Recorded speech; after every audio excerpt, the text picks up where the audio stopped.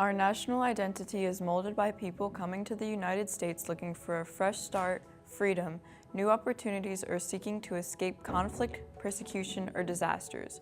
For many in this country, stories about them or their ancestors crossing American borders while immigrating to the United States from countries far and wide are commonplace. Recently, a great debate about the treatment of immigrants and how we enforce our immigration laws have been revived, causing many to reconsider this aspect of our national identity. There is a long history of immigration in this country, from the first settlers to Ellis Island. The history is filled with stories of both people that reject immigration as well as those that embrace it. The most recent debate was sparked when Central American migrants fleeing persecution, death threats, and violence in their home countries and while traveling long distances camped at the border for weeks while waiting to start the asylum process.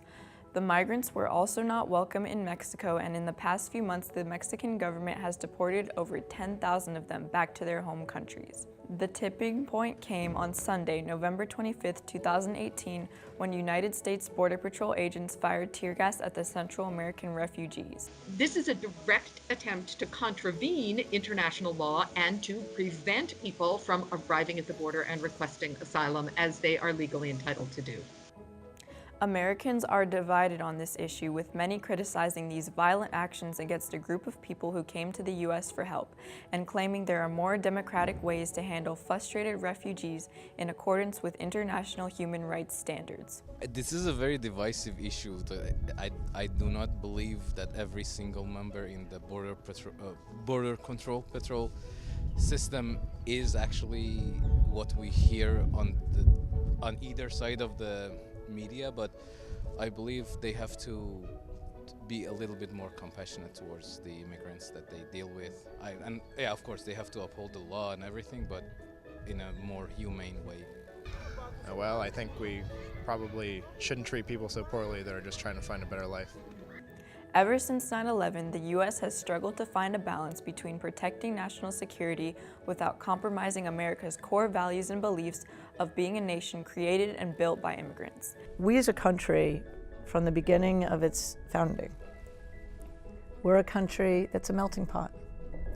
We're a country that welcomes its huddled masses, as the Statue of Liberty says so eloquently, that we must be and continue to be, that it is our strength and that we are a beacon of hope for those around the world. Those in support of the actions of the United States Border Patrol allege it was necessary to use tear gas on the migrants because some were throwing rocks and attempting to enter the U.S., claiming it was a matter of border security and national security. In addition, supporters have cited previous administrations' use of tear gas to diminish the seriousness of such actions. The characterization of the migrants uses language such as invaders or criminals, which is another justification. In reference to the picture of a mother fleeing gas-spewing canisters with her two small children, supporters say there is a bigger picture, the threat of national security. Supporters also claim that women and children were being used as shields and that parents were willfully exposing their children to potential harm. In President Trump's words, "These are people, they call them grabbers. They grab a child because they think they'll have a certain status by having a child." You referenced the situation of fraud, and that is one that the Trump administration is very concerned about, whether or not parents are just claiming to have children with them. And that is something that the Trump administration is addressing in this policy. But really, the main driver of family separations is this zero tolerance policy, under which parents who might have legitimate relationships with their parents with their children are prosecuted and separated from their children after entering the country. This is suggesting that adults had grabbed children at the southwestern border to better their chances of entering the U.S. But many other Americans are in opposition to this violent way of handling asylum seekers and say that using tear gas does not reflect America's long history of promoting respect and human dignity to displaced people both at home and abroad.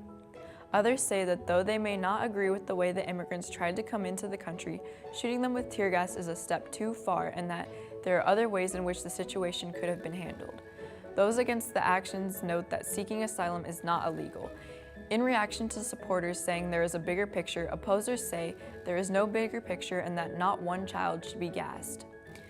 Immigration experts say tear gas has been used at the border for years, but never on children. There is a long-standing U.S. federal and international policy in place that is followed by most developed democratic countries, which includes a respectful process for receiving and vetting refugees that come to a country seeking asylum.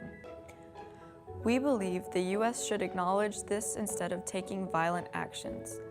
While supporters believe these actions were necessary to protect national security, that they have been used before, and that these are not the actual parents of the children, the opposition to such actions respond that asylum seeking is not illegal, there are better ways to handle these situations, and that no children should be treated this way.